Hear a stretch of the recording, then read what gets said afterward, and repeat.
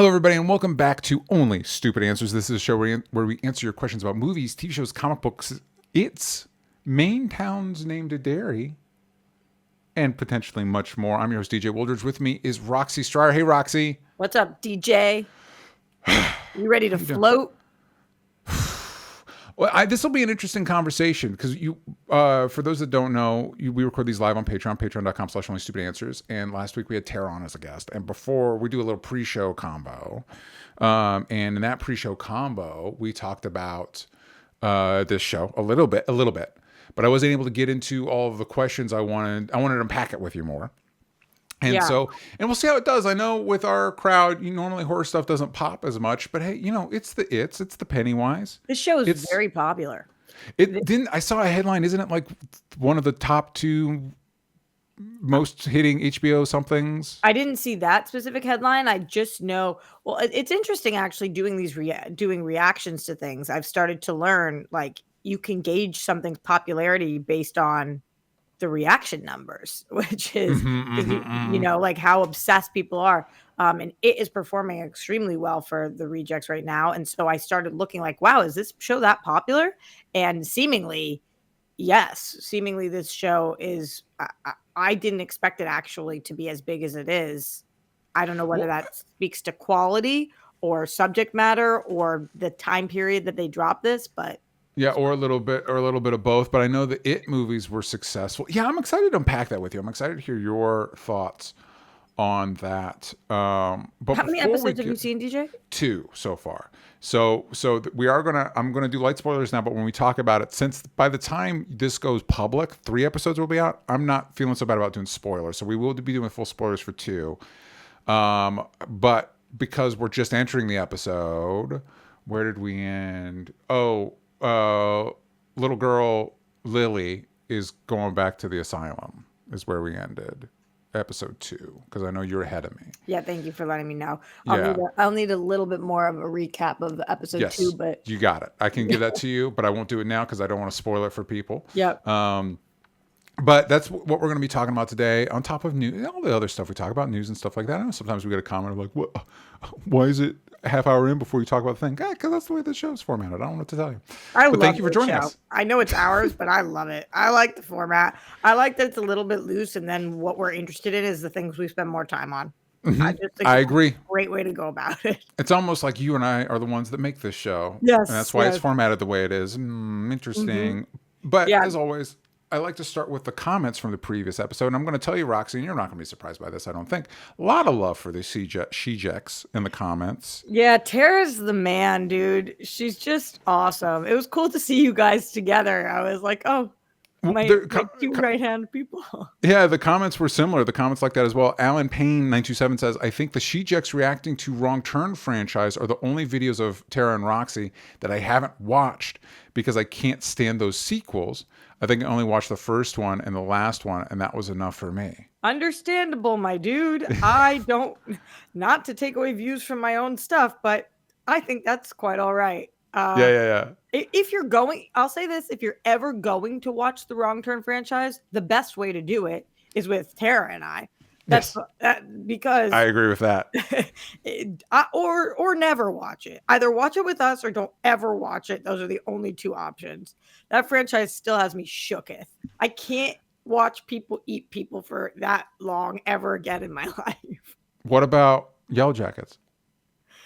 Okay, they do it in like a little bit of an artistic way, DJ. Fair, that's fair. Wrong Turn, every single movie, I want to call it episode because that's what they look like, is just start to finish cannibalism the whole time. Cool. There's no plot. Yeah. There's nobody ever makes it out. Is that an Eli Roth joint? Did that start with Eli Roth? Well, I don't know. That's a good question. He did Thanksgiving, right? No, I'm thinking of he did Thanksgiving, which I liked. I think where I'm from. No, Rob Schmidt. Eli Roth's got to start on, because obviously he did the Hostel movies. That's what he's most famous for. I haven't seen those. I'm not a big torture porn guy. Shocker. Okay, so you definitely wouldn't like half the movies I've had to watch. And cool. Human Centipede. Oh yeah, no, Human Centipede. I haven't watched any of the Saws, and that's James Wan. I might actually like some of the Saws because James Wan is good at that stuff. Mhm. But it's just not my. It's not. I'm not going to go out of my way. And for the that. Saws are a little bit more psychological as well. Cabin Fever is where he got his start. Oh. For those, and I think that's had a billion straight to DVD sequels as well. Wrong Turn has 6 of the 7. And you haven't done the Hellraisers, right? No, but I think it's on our list. We're doing Scream right now, DJ. Scream's fun, so that'll be a fun one. I don't think there's. I don't like 3 all that much, but I've told you before. I don't think there's a bad Scream movie. I think the Scream movies are pretty good across the board so far. I think Alan Payne. Alan, forgive me if I'm attributing this to you incorrectly. I should have pulled it. I think Alan also had a comment that was like, I really hope they go back to the Chucky show. And I didn't pull it because I think that's a sentiment you've already interacted with. Yeah. Yeah. I hear you, Alan. Yeah. We loved it. We talked about it on the show last week on this show. Yes. That never say never, but that was a trying time for us. And apparently the whole Bound conversation, apparently the Bound stuff comes up more in the Chucky show. Oh, really? Apparently that was what the comment suggested. Are you and Monica going to watch it? Yeah, well, definitely. It's just a matter of time because we watched the most recent one we watched, and this was a stinky one. Was the new Jurassic World is streaming, so we watched that. I haven't seen that. Ooh. It's the only Jurassic movie I haven't seen, but that's exactly what people say when I say that, so I don't really feel like it. I think I would argue that it's better than the previous Jurassic World movies, but the fact that it's on the fence is bad. Okay. That's bad because I don't like those movies. Yeah, The first Jurassic, it's one of those things you watch it and you're like, man, you know what? You know, as a good filmmaker, Steven Spielberg, man, he's really good. Really good at what he does. He's really solid. It's crazy. I think that kid's career has legs. I think he's going to do all right.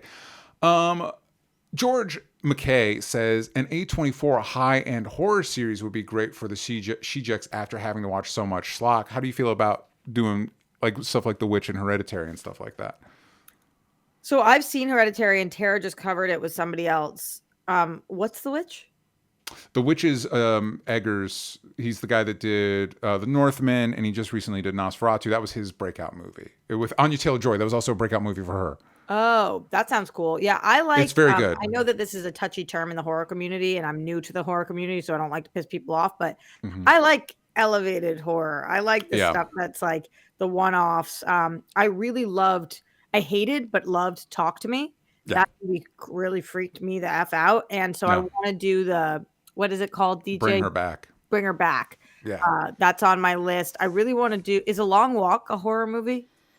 It's a Stephen King adaptation. So I think it's adjacent. I don't know if it's labeled as a horror movie, but it's definitely. I think it'll definitely fuck you up. I think Weapons. I haven't done yet. Weapons is good. There's a lot of stuff that is on my list that isn't franchisey, but it's really difficult when you are in the middle of a franchise. A lot of these franchises have 13 movies. So, you know, like every time you see me do something, it's because I had to go and watch it. Like, have you done either on your own or for them? Have you watched Barbarian yet? Yeah, I did that for actually the World Girls. Okay, cool. Dorina was like, you and Steph have to see this. And she sat us down and we watched it. And Steph is the most scaredy cat of all scaredy cats, and it was as fun watching her as it was watching the movie. I really liked Barbarian. Yes, I like Barbarian quite a bit as well. So I think you'll like Weapons. Brits Bites 402 says, this was such a great episode. The hour just flew by. Shejecks for life, baby. Baby, let's go. It's so cool to feel liked. Yes. What is that like? What is that like? We all pretend that we don't give a shit about being liked, and sometimes I'm like, yeah, I don't care. And then when you are liked, finally, it's like, this is nice. You like us? Yeah, this is nice. You like us? Holy crap! Yeah, woo. And there is such a thing as being too liked. Yeah, I don't think I'll ever have that problem, DJ. Same. Don't have to worry about that one. Same. But yes, thank you for those comments. Also, before we get into we're going to talk about news.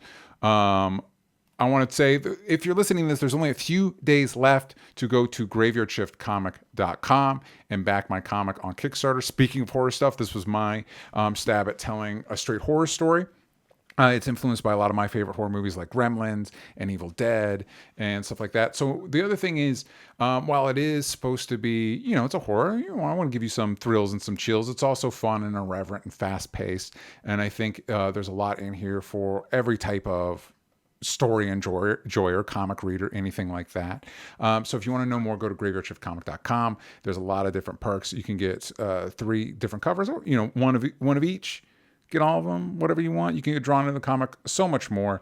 The story follows a bunch of late night fast food workers that have to deal with murderous mascots and creepy customers and a deep conspiracy that they're going to have to unravel. So check that out, please, and thank you. This month's charity is Feeding America. Millions of Americans are struggling with food insecurity due to President Trump and Republicans' refusal to ensure that SNAP benefits are fully funded through the government shutdown. The Feeding America nationwide network of food banks and pantries helps make healthy food easier to access, helps families feel financially secure, and supports laws that make food available to everyone. Feeding America invests 98% of all cash and non-cash donations directly into programs and services that help millions of people facing hunger. Also, reach out to food banks in your area and see how you can help them support your local community through this crisis. Now back to the show. All right, let's get into some news. We got a couple things. Roxy, I did want to ask you briefly, because you tend to be more dialed into all this stuff than I am. Maybe we should save this for the Stranger Things one, but we'll talk about it now. What's going on with David Harbour's? What's going on with David Harbour right now? This is a genuine nightmare, DJ. Okay, quick recap. Lily Allen, David Harbour, together for a long time. Lily Allen just put out an album about David Harbour's treatment of Lily Allen, which seemingly consists of a lot of infidelity and betrayal and not appropriate behavior with people. Millie Bobby Brown also came out and talked about inappropriate behavior of David Harbour, and I believe allegations of what was the specific?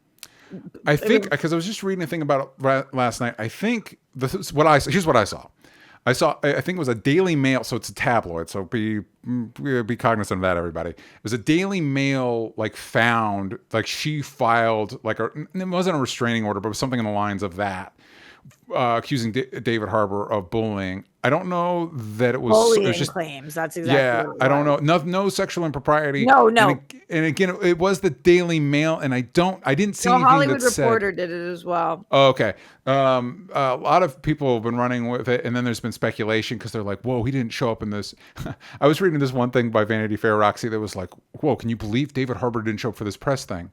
But also, all these other cast members didn't either. So it's like, wait, so is this? So David Harbour's trending, and so this is how that headline came to be. But anyway, yeah. So continue. So there seem to be several different issues, but there was a picture of Millie Bobby Brown and David Harbour laughing together at the Stranger Things season 5 premiere that went everywhere. So, long story short, David Harbour is not looking good right now, and people feel that this might have zero impact on Stranger Things season 5, but a large impact on the future of David Harbour's career. And I would say that the other thing that's not been mentioned, because I think it's out of the blast zone, but there was reports that there was a huge fight on set of Avengers Doomsday. People were speculating who that was, and I think it came down to David Harbour and Wyatt Russell. And so that was in the back of my mind when I saw this stuff. It's like, oh, maybe interesting. Yeah.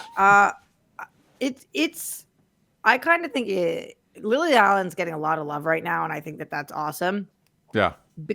Because I think that there passes a threshold where, at some point, I think it's inappropriate to speak about your partner or your ex publicly, unless they really are an awful person, and then I think it's kind of hunting season. So her album is so intense, and really truly shreds this man.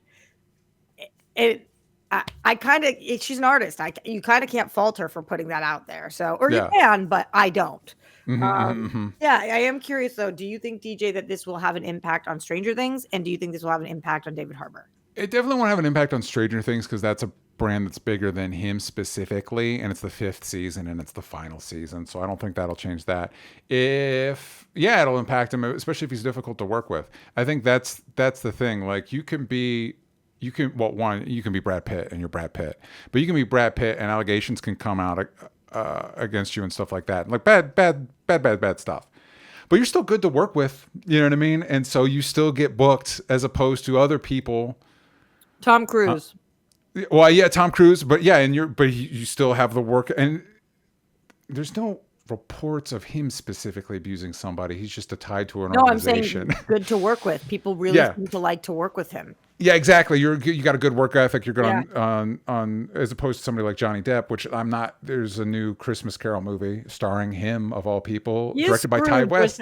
It's funny that he's Scrooge. It is funny that he's Scrooge. Tremel Tillman's cast in it, and it's like, nice try. Still not seeing it. I'm still not going to go see it. But if you're showing up on set drunk and you're difficult to work with, it kind of doesn't. So that's kind of the trick. Like I think the stuff that would impact him more is if the Avengers Doomsday confrontation he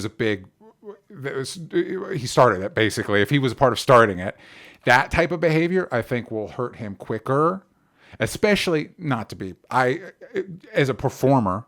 I think David Harbour is excellent. I don't know the man, never met him. As a performer, I think he's excellent.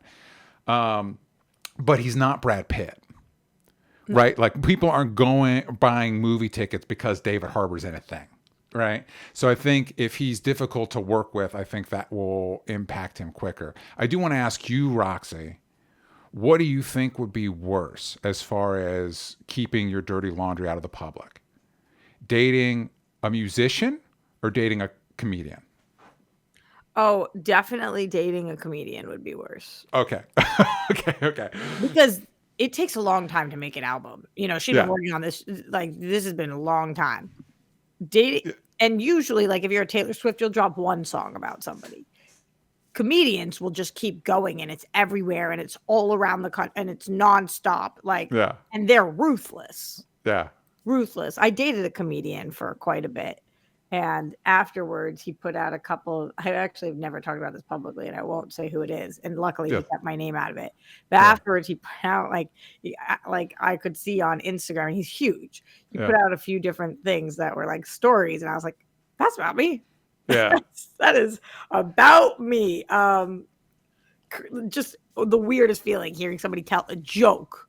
Yeah, and people laughing, and you're like, "No, that's something about my life." Like, okay. I've thought about that with comedians, and then of course with the Lily Allen and stuff, it's like musicians, especially musicians that write their own stuff in there, because it's like, obviously when I write stuff, a lot of my experiences go in there, but by the time it's filtered through all the things that I'm trying to do, like, it's not one specific incident or anything, or it might be somebody else's story that was related to me that kind of fit in. It's different, right? As opposed to a comedian where, like, here's my life.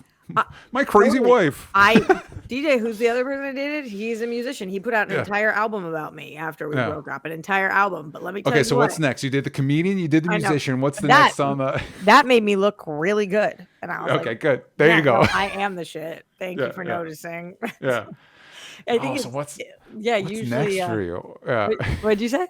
What's next? Is there a triumvirate? Is there a third one that it's like? I feel like politician.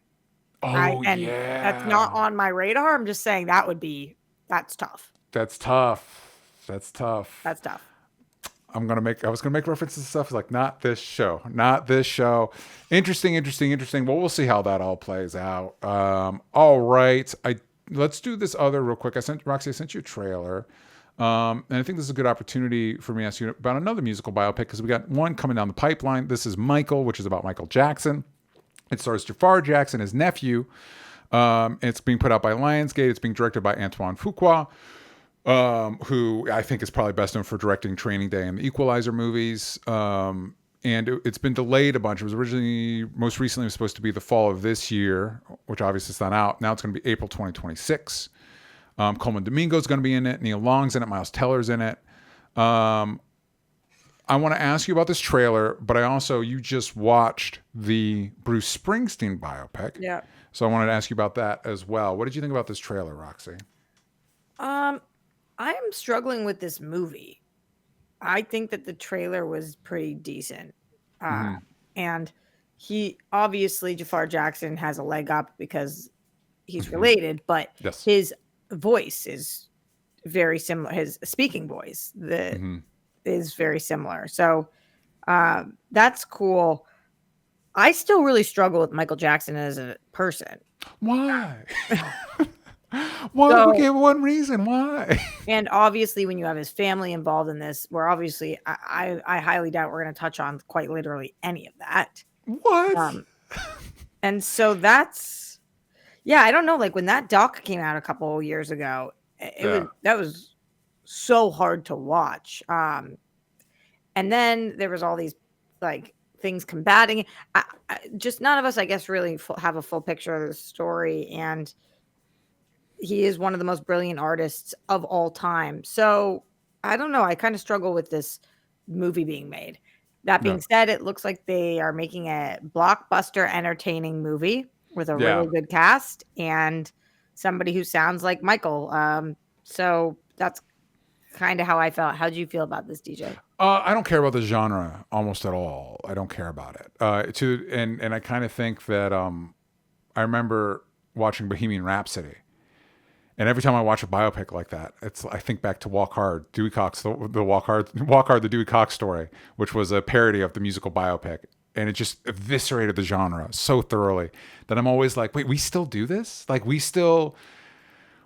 and I think part of it, especially with this one, it's weird how this feels like a big part of the IP push Hollywood has, where obviously Michael Jackson was a real person. But his function as far as this movie goes is IP to the degree that they're trotting out the dance moves. There's a shot of them recreating Thriller.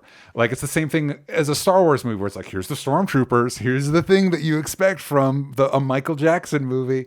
So that's not to say it will be good. It won't be good, right? It's just to say I don't care. I don't care about this. And like you pointed out, a lot of the times, especially if you want to use the actual songs, you have to sign off with the estate, and the estate will have a say of what you can and can't include. So for me, it's like, then what even is the fucking point? How are you going to say anything meaningful, especially about a figure as complicated as Michael Jackson?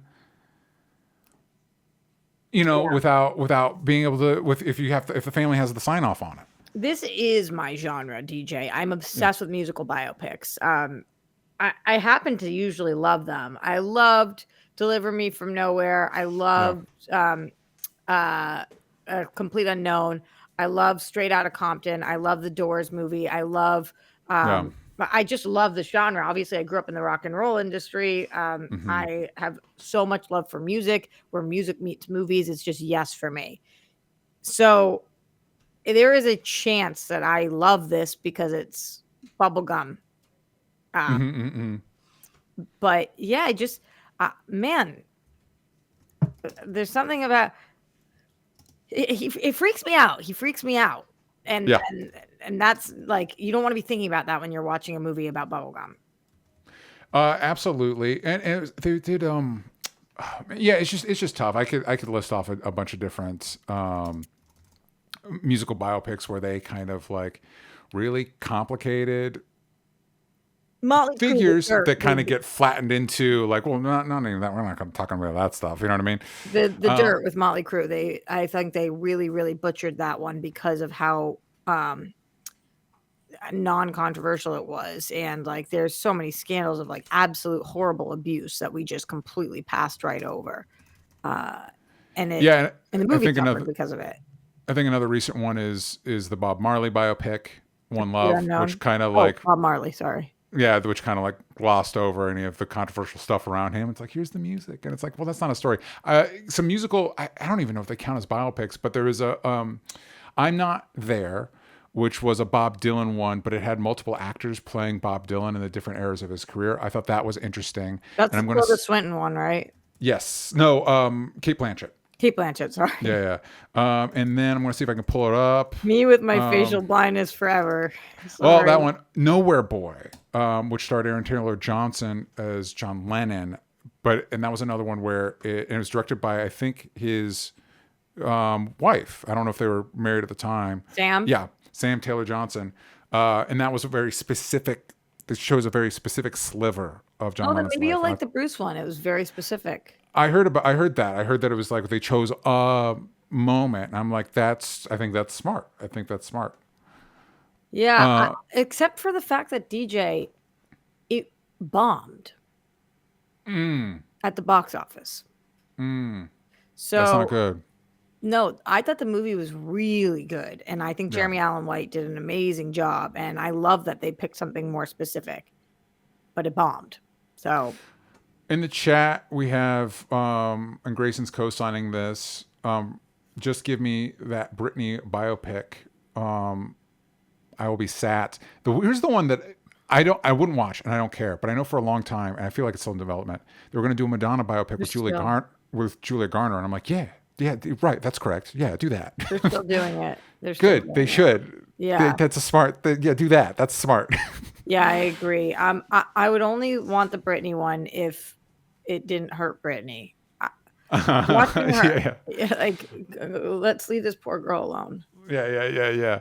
Well, let us know. Let us know in the chat what you guys think about the Michael Jackson trailer. Are you going to be sat for that? All right, let us go into our main discussion for today, which is it. Welcome to Derry. This is the TV show follow-up to the hit film franchise, directed by Andy Muschietti, who directed the first 2 episodes. It was only the first 2 episodes he directed, Roxy? Yes. Oh, Okay. I don't know if he directs at the finale, but it's only the first 2 of the first 5.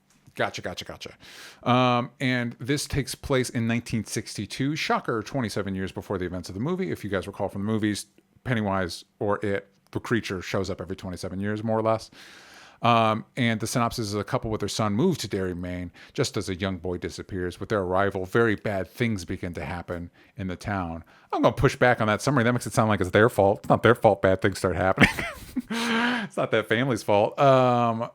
Roxy, we talked about it a little bit, and you've seen more of it than I have. I've seen the first 2 episodes. I'm going to give spoilers for the first 2 episodes. So this is your warning. Spoilers for it. Welcome to Derry, episodes 1 and 2. So obviously episode 1 ends. Episode 1 kind of sets up a proto losers club, which we then kill the majority of by the end of episode 1. Episode 2, Looney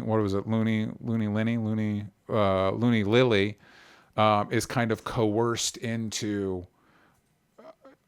How does the sheriff say it? It's like, can you promise me that this one guy, this one black man was not there? And they use that as an excuse to arrest him, which makes, I think the character's name is Ronnie, who's the daughter of the man that they are pinning the Pennywise crimes on. Very mad at her. So she's sent back to an asylum. And then also we're getting hints that there's a secret government project involving Leroy, played by Jovan Adepo, and Dick Hallorann, who King aficionados will know from The Shining, played by Chris Chalk, are trying to find. Basically, it sounds like the government's like, we want to turn Pennywise into a weapon, and it's like, well, that's not going to work out for you. That's not going to go well. Yeah. But we get the first hint. They're trying to find artifacts to find the artifact to find that sort of thing. That's what we're doing over there. So that's where we are in episode 2. Okay. Yeah. Well, What are you thinking? How you feel? Actually, let me start you here, Roxy. What did you think about the It movies? liked the movies a lot. Okay. Liked them a lot. Liked the first one better than the second one, but liked them both. How did you feel about the It movies? Not a fan. Okay. Not a fan. Not awful. Just certain. I just didn't find them particularly scary. Obviously, it's an iconic Stephen King book. The premise is inherently scary. Just some of the decisions made it less scary to me. And I thought decisions made my big litmus test, and I'll just say, I've said it before, whatever. I'll just say this to help people know where I'm at. I think a good example of my issues with those movies are the opening sewer scene with Georgie, where Georgie, a little boat goes down to the sewer, and Pennywise is there, and Pennywise eats his arm off, right? Spoilers for it. But it's the imagery of it's scary. The conception of it is scary. Obviously, it's evoking classic troll fairy tale stuff, creature living under the bridge and everything. But the way it's executed is so loud and obvious. Like Pennywise is like, his eyes are drifting and he's drooling. He's like, Georgie, take the boat. And it's like, fucking Georgie, are you the dumbest kid on the planet? Are you literally the stupidest kid on the planet? As opposed to something where you could picture yourself being in Georgie's position and kind of tricked into doing this. And I feel like that is a good example of another one. Spoilers for episode 2. I think the best scare in the 2 episodes is Ronnie has a dream. There's two dream scares. It's basically those first 2 episodes are basically a Freddy Krueger movie, about her mom has died. The implication is her mom died giving birth to her. She's under the sheets, and then suddenly she's being born by a version of her mom. And it's scary. It's unsettling. And then she starts getting sucked back in by the umbilical cord, and the hole in her mom's belly becomes this like mouth thing that's silly and stupid. And it immediately makes the scene like not nearly as scary. And I feel like there's a lot of decisions like that are just too goofy for me. And I do want to get into that more, because I do think there's a real balance between this show in particular being really silly and also really cruel. And it creates like a tonal whiplash for me. It's like, what are we doing? Maybe that's a good thing. Maybe that lets the silliness, lets the cruelty feel less mean. I don't know, but that's enough of me talking. No, I want to hear what you think about what you're thinking about the show so far. You're the first person I've heard describe the show as silly, so I'm curious if that's how other people are feeling, and if that's resonating with other people. Yeah. Way in chat. Are you guys getting a silly tone at times? Obviously, we're dealing with a clown type figure with this franchise, but not in the first 2 episodes. But I'm curious if that's how other people feel. I don't feel that. I feel like grotesque. There's just with the teeth in the belly. I was like, it reminded me of episode 1 with the baby birthing demon scene, where it's just like so much gore and blah, blah. So I don't necessarily feel that way. However, I will give you this, DJ. Episode 3 is when the show really started to sell me. Okay. The first 2 episodes afterwards, I was like, I really liked these parts and I like these characters, but I just don't really know about this show. It just doesn't have me by the throat yet. And then episode 3, I was like, oh no, I'm into this. Okay. And into the direction. I think it's very difficult when, full spoilers, in episode 1, when you decide to kill off everybody that we care about, and then episode 2 is essentially a pilot, because we have to meet our losers gang and we have to start from the beginning. So we basically watched with 1 and 2, we had a pilot and then another pilot. And so those had to do a lot of heavy lifting. And I think that they were well done, but just not as exhilarating. So I could see tonally where you're coming from as well. Even though goofy isn't the way I would describe it, I would say that it was tonally at odds with itself at times. Yeah. And then now 3, 4, 5, I've been like, no, whoa. So maybe you'll feel that way too. I'm super curious to keep checking in with you. How do you feel about, now that we know who our players are in episode 2, how do you feel about these kids? How do we feel about the kids? I like conceptually the idea that right now, it seems like our new Proto Losers Club is more girls than guys. And I think that's interesting. The one boy we have is, let me see, Will Hanlon. I guess I am less invested in the kids. Am more interested in the Hanlon adults, and I think that's mostly because I like those actors. Taylour Paige plays Charlotte Hanlon, and she was in Zola. She was also in the new Toxic Avenger movie. And then Jovan Adepo, where have I seen him before? But he plays Leroy Hanlon, who's like the patriarch of that family. And I know he's been in stuff, and I can't believe I can't pull it. Fences, oh, that's good. Babylon, very good. Overlord, good. Yeah, he's been in stuff I like. I like him. And Taylour so Paige also famously in the show Hit the Floor. I guess you didn't watch it back in 2013, DJ. I didn't. I like Taylour Paige a lot. I think. Yeah, me too. I she's really good, and I like think her. she's good. I think that one of the scenes that is pretty upsetting is she goes to order like beef, and then these kids are beating the shit out of another kid, and it's Derry. So the adults are kind of like, "What? What do you mean something bad said? What?" And since she's new, I guess she's not under Pennywise's adult spell yet. I say it's not Pennywise yet. I don't even know. There's things I've seen that give me the indication that we're going to see Pennywise, the origin of the Pennywise front that it puts up, because it is not Pennywise. Whatever. But I'm using Pennywise as a shorthand for for whatever the creature is, the thing. I understand. Yeah. So that I'm also curious, and you might know that I've seen stuff, like I said, that implies that we're going to see why it disguises itself as Pennywise.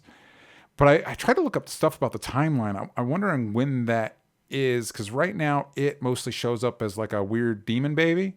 Mm-hmm. And so I'm wondering, has it not landed on the Pennywise disguise yet? We'll find out. We'll find out what the deal is there. That I can't answer. Which implies that you can, but you're choosing not to. No, not necessarily. Just don't wanna. It's implication. Yeah, I think the cruelty aspect comes in. It's just this show's really hard on kids, man. It's really, really hard on kids. So maybe stuff like the dad showing up in pickle jars. It's like, yeah, that's a little silly, but that kind of helps with how rough this is for this as a person. If you actually think about the logistics of it. I'm trying to get to the bottom of this a little bit, because you said the pickle jar thing was silly as well. Yeah. Are you not liking the effects? No, it's not that I'm liking the effects. I think and I would be interested to know your thoughts on this as well. Andy Muschietti as a director makes decisions that put me out of the movie. I think his instincts as a director don't gel with me as an audience member. And my one big takeaway from the show is like, yeah, man, they really shouldn't do another Batman while Matt Reeves is doing The Batman. That's a mistake. That's going to not be good, because you're going to compare the two of them. And Matt Reeves' Batman is pretty well liked. It's pretty well liked. And so I think having the guy that did the Flash movie with Ezra Miller, having him do a Batman movie the same time as Matt Reeves' Batman is a mistake. But you know what's also pretty well liked is it. You know what, Roxy, you're not wrong, but you know what was not well liked was The Flash. And that's not necessarily all on him. But it's actually not as, I know that we say that all the time. I'm going to pull it up on Rotten Tomatoes right now, though, DJ. Because while it didn't perform, it's not actually as, I'll show you right now. Loathed? I'm trying to pull it up right now. Yeah. The Flash on Rotten Tomatoes has a 63 for a tomato meter and an 81 for the popcorn meter. Well, you know what? You are correct, Roxy, in that both of those numbers are not low enough, in my opinion. Yeah, I'm just saying, like, I know that we've, as a collective, we refer to the Flash as not well liked. I actually did like the Flash, as people know, but so did a lot of people. But do you think, though? I totally get you, but you could agree that there's a world where his Batman movie existing at the same time as Matt Reeves' Batman movie could create unfair comparisons. Absolutely. Yeah. Absolutely. But that's not because it's Andy Muschietti. That's with anybody. Yeah. I think that there could be unfair comparisons. I actually really like Andy Muschietti. And I think he's a great choice to do this. However, even taking him out of the equation, doing two Batman movies at one time is going to draw comparisons. Yeah. And Andy Muschietti seems to be a pretty loved director, considering it chapter 1, it chapter 2, it the show, and the Flash is certified fresh amongst critics and fans. Real quick, I do have some questions from the Discord that I want to get into, but I did want to ask you, and this is going to be a little bit heavier, but I did want to know your perspective on it because going into it, there was one Jewish critic I saw that said there's a scare in it that is the term they used was anti-Semitic. And I didn't know what that was going in. And then obviously now I know they're referring to, there's a scare where before the scare, the father, the patriarch of the family talks about how in the Holocaust, Nazis made lampshades out of Holocaust victims. Yeah. And then there is a scare based around the lampshade. And so when I saw that, I was interested to know your thoughts on it. He said that was anti-Semitic? I am not going to tell a Jewish person how to feel about Holocaust depictions in it. Anti-Semitic's not the term I would use. I would say, I think to express the feeling I got from that criticism, it was like in poor taste or crass, or anti-Semitic specifically doesn't feel like the right term, but I'm not going to be anti-Semitic to do that. And back in the day, that's anti-Semitic, obviously. But showing it, no, I don't see that. I did have to do some explaining to Tara. And I think that actually I really like when shows remind people the truth of what used to be and could be again if we don't know history. So I definitely didn't find that to be anti-Semitic. It was alarming. As it is when you learn about it. And our education system is not the best, and a lot of people don't learn about that. So what are you talking about?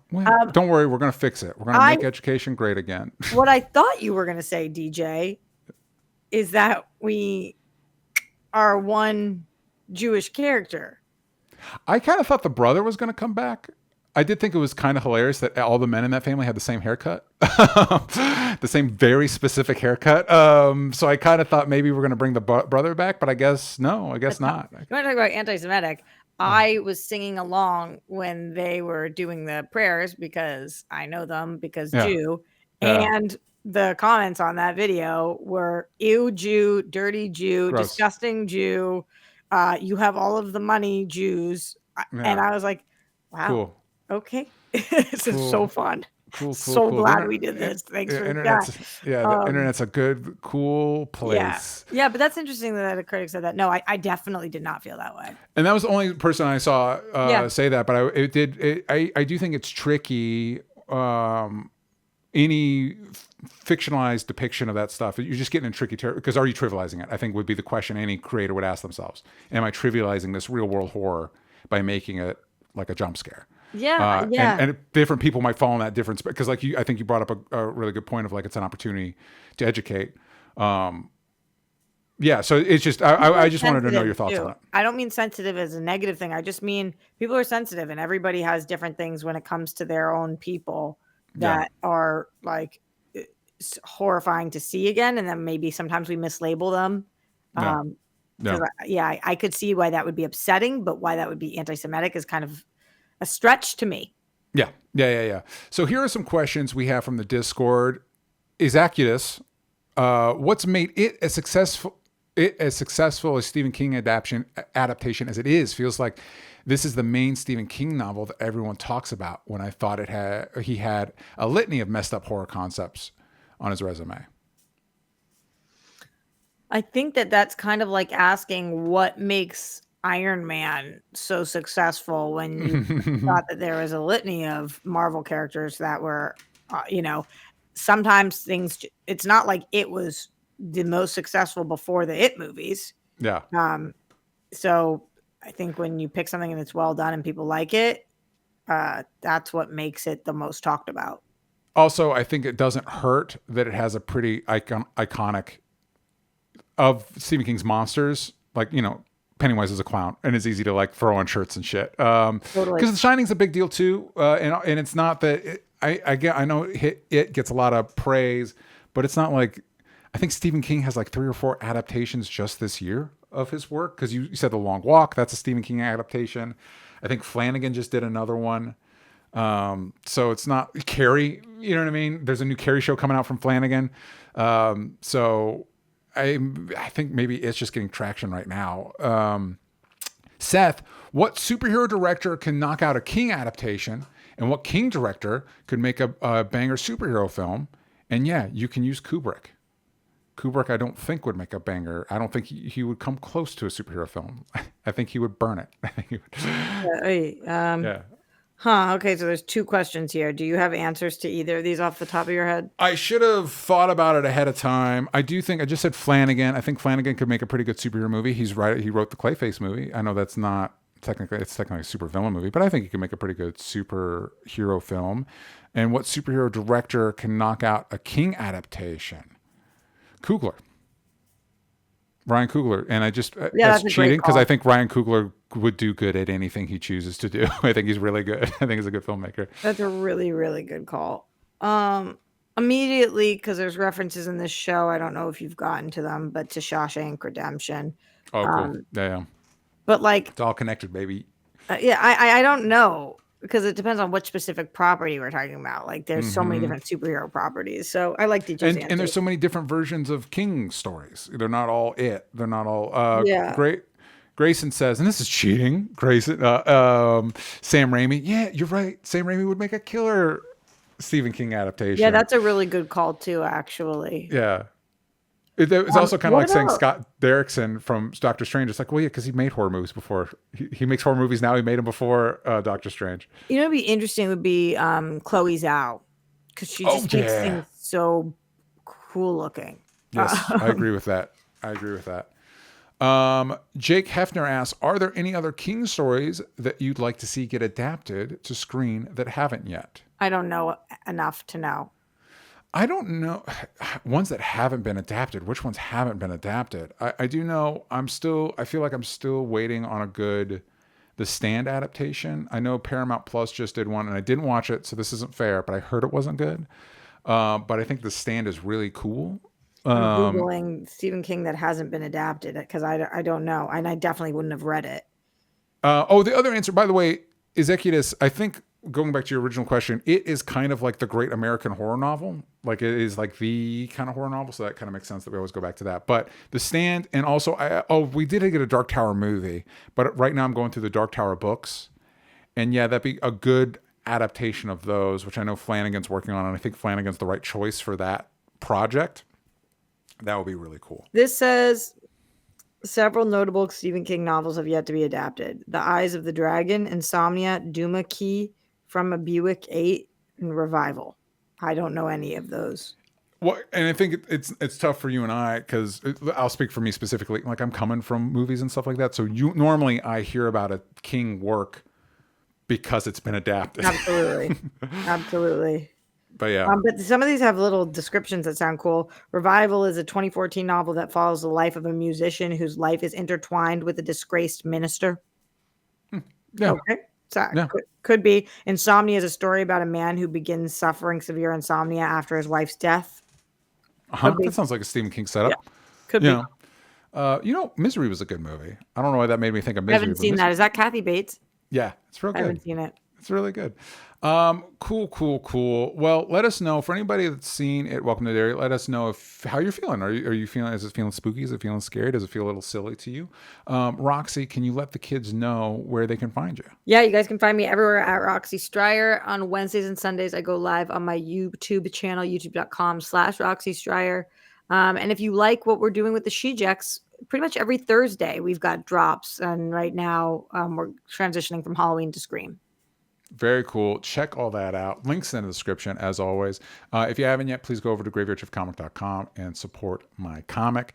Also, help people that are suffering with food insecurity because of all the stuff going on with SNAP benefits. You can go to give.feedingamerica.org. Thank you all for joining us. Like, subscribe. You guys know the deal. And we'll see you next time.